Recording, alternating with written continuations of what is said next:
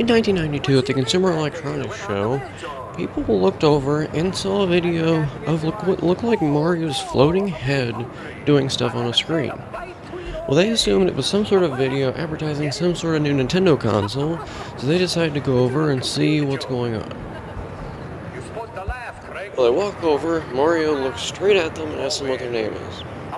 So, he starts talking to them, and starts doing weird impressions, and those people had just been some of the first people to witness Mario in real time.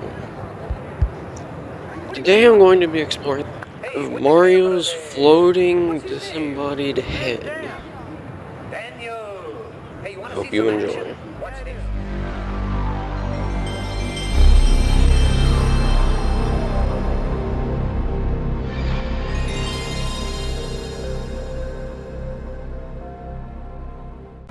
Now, what do I mean by real time?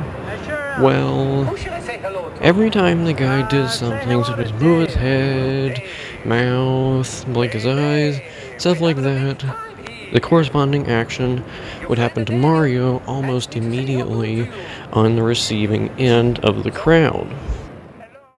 Another thing that happened in 1992 was Mario Teaches Typing came out. Mario Teaches Typing was originally distributed on a floppy disk and did not contain Mario's head, but a CD-ROM version came out later that had Mario's head in it. Then, a couple years later, Mario Teaches Typing 2 came out with more voice lines. And this is the most popular Mario head that we all know and love today.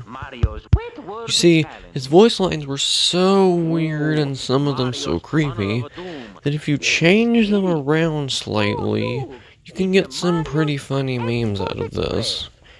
And that's how Mario Head memes got started.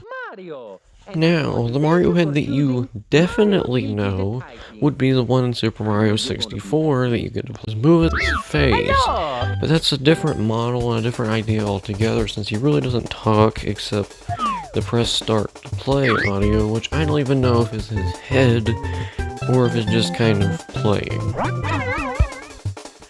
Well, that really is the history of Mario's head. The most recent place he's popped up is the Nintendo Switch on the Mario 64 ports. As for new games featuring Mario's head, it's very unlikely that we will ever see another one.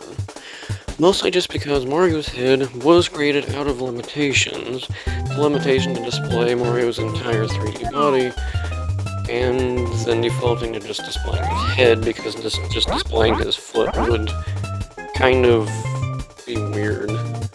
Mario's head also kind of has a paradox with it, because in Mario Teaches Typing, Mario's head calls each character by name depending on which one that the user has selected, unless you select Mario. Now, is he talking to himself? But he's a different being altogether than Mario, so then why doesn't he talk to Mario? Because he frequently talks about him not having a body, and Mario obviously has a body in all the cutscenes.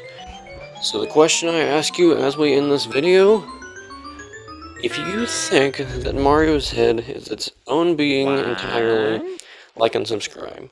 If you think that it's just part of Mario, and it just is happened to talk about him not having a body, like and subscribe. That's hard for you, but easy for me.